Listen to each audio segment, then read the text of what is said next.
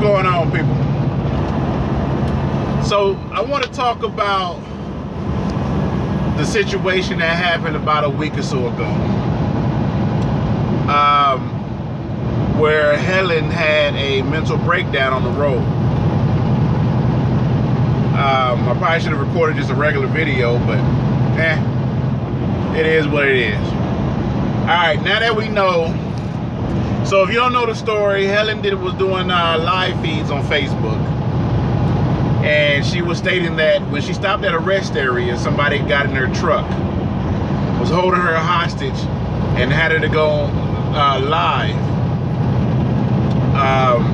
for the attention, and she ended up wrecking her truck. And I think in the most recent video that she uploaded, she like broke her back or neck or something in a couple different places, and she was all messed up or whatever.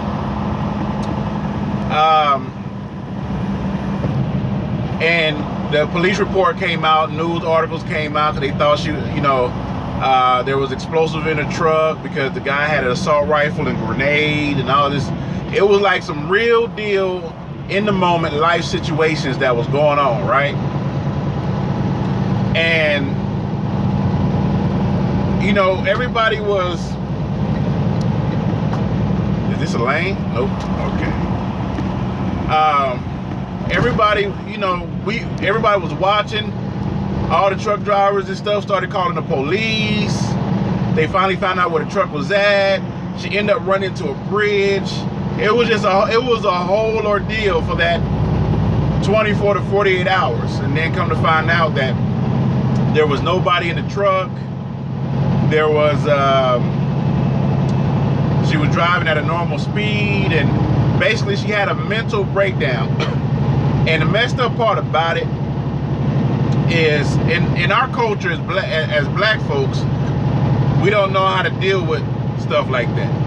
We just gonna call you a crazy motherfucker and leave you alone. Which happened. There was people making Facebook live videos calling her crazy bitches, and this bitch crazy, and then somehow it turned out that she was offering sex. It was just a mess on Facebook. Instead of people saying, I hope, this case was a 5150. I hope she gets the help she needs to deal with the mental breakdown that she had. People belittled her, talk bad about her, and it was just a mess. But as always, I just sit back and I watch, right? Well, now that she's in the hospital or whatever, she's getting the help that she needs, I feel like it's okay to go ahead and let's break down some of the stuff that happened on Facebook, because it's rare that you actually will be in the moment where somebody has a mental breakdown and you get to experience that. And for me, I like to experience things, right? So going back and replaying that, I think you can find some of the live feeds on Chasing Andrews Jackson YouTube. But it's like a whole scenario now. It's like a whole scenario now. If you don't do Facebook, you can find it on Chasing Andrews. He might still have the videos up. So basically, she said that it was I think she said it was a Caucasian male, because now that she had this mental breakdown, and now we have the chance to go back and analyze some of it, because I came in halfway through it. You get to bear witness to her greatest fears. And her greatest fear was to be held hostage in her truck with a Caucasian male that had a high-powered rifle and a grenade. And she even gave context to the whole thing, which was, now I'm going to say I'm using the word dope, because the mind made created a situation to where there's details in the situation, right? So the details were, it was a Caucasian male, had a grenade and a gun sitting in the back. He wanted attention. He wanted to murder her. And there was somehow a dog or something. There was like somebody she was calling to come sit in the lap, like it was a dog or a puppy. So there was a sense of, the mind created something to comfort her in this stressful situation. But you didn't hear a dog bark at all. And for you guys that know the details, you know, you can give details. I can't really read the comments because I'm driving, as you can see. But now if you go back and play it, you can see all the different ways that the mind can create visual scenarios that actually played out in real life. Again, this is something that you rarely would ever bear witness to, and we all bear witness to it, the people that was on Facebook at the time that witnessed this happening. Because it was all going on the live feed. Shit was dope. And I don't mean dope in a good way, I don't mean dope in a bad way. I'm just saying it was something that I never thought in my lifetime that I would be able to experience. It was very interesting. It was scary. It was intense. It created a visual for you. It created a visual for the viewer. It created a visual for her. And there's a whole story behind the whole thing. Like the reason why he got in her truck at the rest area, she had her doors unlocked. As she went to the rest area to go to the bathroom, when she got back in the truck, a lot of us are glance in the back when we get in our truck, but we don't really pay attention what's back there. Right? My signal might go bad or whatnot. Oh no, I got all kinds of bars. Okay. But the scenario played out that the guy got in the truck while she was in the rest area because she left her doors unlocked, which I've done several times. I go to the fuel island. Sometimes I leave my doors unlocked. I try not to because I got a lot of electronics in my truck now. GPS, 2-3 laptops, smartphone, money all over the place, etc. And he was holding her hostage. He was having relationship issues with his woman, and that's why he wanted her to go live, so there'd be a record of what he did. And I think he was on the phone with her while she was, while they were driving down the road. And it was very, very, very intense. Like, you couldn't do nothing but sit there with your hand over your mouth like, holy shit, this is really happening. Because we didn't know if it was true or not. And that's the reason. So she's on there like, yo, you doing this over a bitch? You know what I'm saying? That's basically what she's saying. She said it like, you're doing all this for a bitch. I'm gonna run this truck into a bridge and kill all. And there was like backstory, and there was a reason why he was in the truck. There was a description of him. There was a storyline like that. And of course, come to find out, it wasn't true. She had a mental breakdown. But don't y'all find that amazing? That how powerful the mind is, to the point to where she literally wrecked the truck.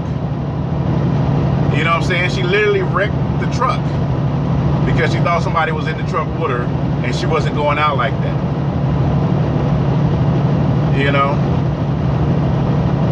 A straight jacket and all that, I don't think that's needed. I think after the situation happened, she went to the hospital, and now she's getting the help she needs. And we immediately want to jump to something like straight jacket, she crazy, blase, blase, whoop-de-whoop, but not understanding, because nobody really understands mental issues or mental illness. So I don't know, that was just on my mind to talk about. Like, that is absolutely amazing how the mind created such a thought-provoking and realistic situation, to the point to where it had other people feeling and seeming like, hey, there's really somebody in her truck holding her hostage. Like, I mean, people called the police. That's how the police found her. It was driving with her, and the police witnessed her run into a bridge. If you look at some of the pictures, the engine was sitting on the side of the road, and the truck was off the road. Like, it was crazy. You know? Crazy. I listened to it on Chasing Andrews. Yeah. She just got tired of making payments on the truck. That's about the dumbest shit I ever heard in my life. Why would you do that? You better off taking the truck down on 905 in Old Time Mesa and let somebody take it over the border. You're gonna really sit here and run into a bridge at 60 miles an hour, 65 miles an hour because of a fucking truck payment? Dude, and that's what I'm talking about. That's the dumb shit that I'm talking about. And that's why we're never gonna be able to understand shit like this. Now, how do you know something like this is happening? I don't know. But this is the first time that that I've ever experienced it. You know? And then you can start to go deeper into it. Like, the only reason why this water is refreshing is because my mind is sending my body signals. I mean, technically your body, now let's go into some conspiracy type of stuff. Your body ain't nothing but a shell for the sperm. Because your brain is the head of the sperm, your spine is the tail of the sperm, and everything from there is to maintain and to stimulate and satisfy the needed necessities for that sperm cell that actually broke that thing. That's a conspiracy.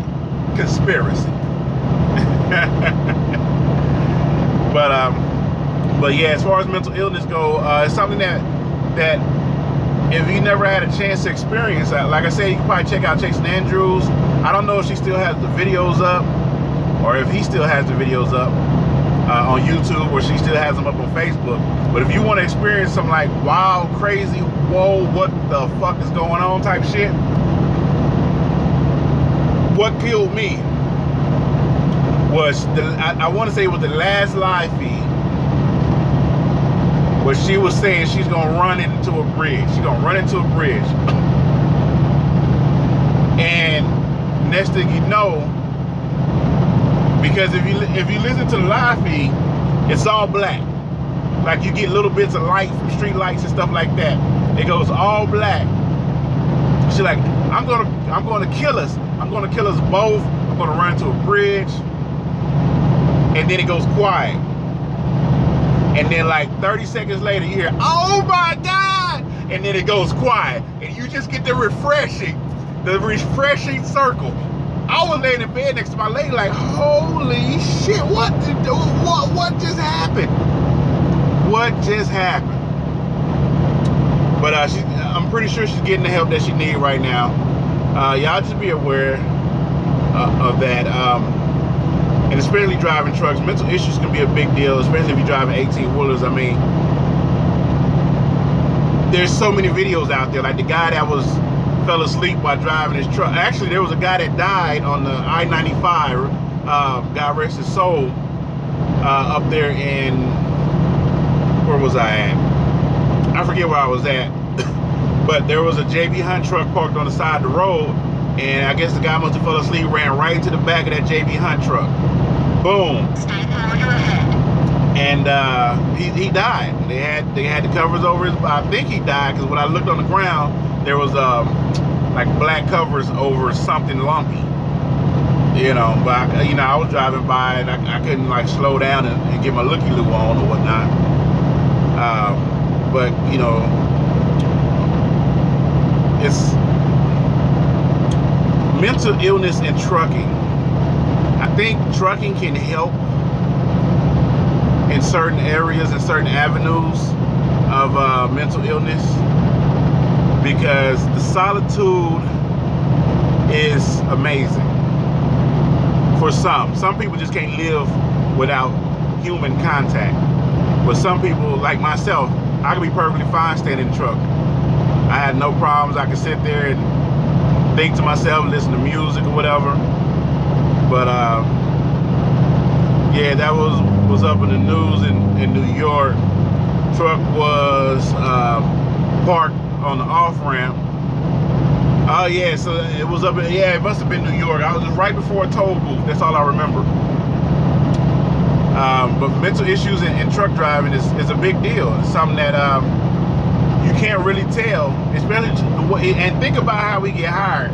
Like, there's only maybe 5 people that you actually see, and that's the orientation people and HR and whoever comes in to do your orientation. But they do that orientation so much that they don't really even pay attention to the faces to get to know you personally, you know. But I think like I'm wondering, like, if somebody got PTSD, like, I don't know the thing behind PTSD, but from what I'm assuming, all right, I don't know. You know what happens when you assume something? You want to be by yourself, and you don't need to be around people and loud noises, and you can still make a good living driving 18-wheelers. If you got certain, you know, certain mental disabilities, I think it'd be good to become a truck driver, because you technically can disassociate yourself with society and only focus on yourself, you know.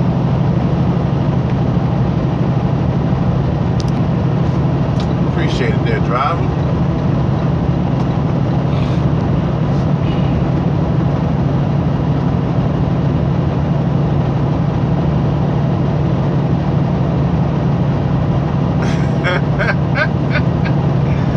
You thought you was a pirate ship?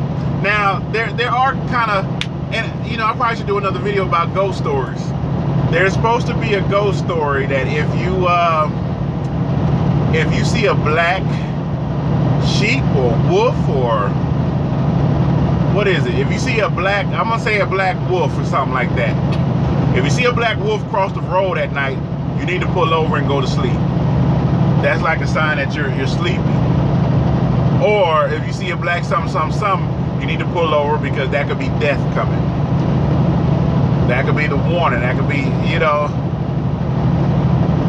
the chupacabra. Hey, nah, because chupacabras, what do they look like? Armadillos or something, ain't it? If you see a chupacabra, you definitely need to go get evaluated. But yeah, there's little stories like, you know, like here, I give you one of the stories that was that I think was true, but my trainer said it wasn't. All right, I'm driving through Texas. This when I was with Swift Transportation, I was training. Driving through Texas, 2, 3 in the morning, whatever road I'm. Hey, check that out. The hot tamale. Look at the hot tamale. Hey, what is going on over there south of the border? Oh, South Carolina. I just crossed over to South Carolina. Word. That place look crazy. All right. So, I driving in Texas. I don't know what freeway I was on. I don't remember all that because it was years ago. I'm driving. It's nighttime. 2, 3 in the morning. And as I'm driving, I'm in the slow lane. Cause you know it's 2 lanes, like what I'm on now. And I see a leg with a long, with one of those candy cane colored socks. And I see a leg. I see the sock. And I'm like, yo, I swear I just saw a leg. My trainer back there asleep, so I'm tripping, right? So I'm driving about another mile or so down. I see another leg. And I'm like, damn, somebody losing mannequins around this motherfucker, right? Who's losing mannequin legs around this motherfucker? All right. I drive my time. After seeing that, I drive my time. We're in the rest area, truck stop, and waiting on taking showers. Well, on the news, they say that a motorcycle, there was somebody on a motorcycle that got into an accident, lost both their legs on the freeway, and died. And I told my trainer, yo, that's the legs I was telling you about. He was like, nah, man, whatever. I'm like, no southbound traffic. Wait a minute, what I just missed? He's like, no, there, you know, that wasn't the same thing. I'm like, yo, I seen legs. I seen a leg, it was in the fast lane, laid over in the fast lane. I saw another one that was like in the fast lane, but it was in kind of like in the grass, but because it had the candy cane colored socks. And it was the high leg socks. That's the only reason why I recognized it. You know, and he was like, nah, whatever. And I believe to this day, I saw that person's leg. Whoever died, may God rest their soul. I swear I seen their legs. I saw your legs, dog. They was at mile marker 236 on I-20 in Texas. You know, but it was a real, you know, a little random shit like that. But of course, you know, when you driving, especially if you're new, you're on cruise control. You're driving 2, 3 in the morning. You're kind of in a zone.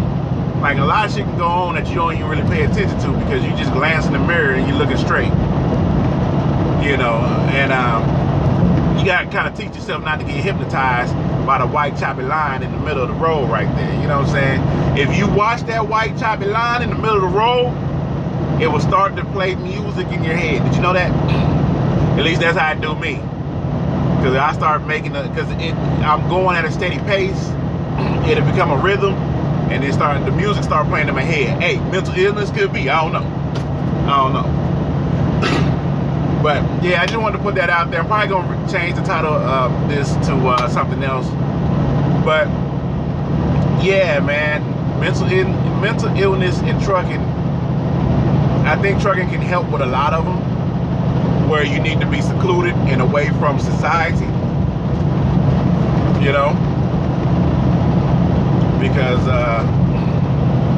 you know, if you're not really good at dealing with people or dealing with situations or something like that, I think trucking can help. But anyway, it's the Right Brother. Wanted to put that out there. If y'all can go back and we can actually create a timeline, somebody could probably do like a short little 1-hour film of everything that transpired.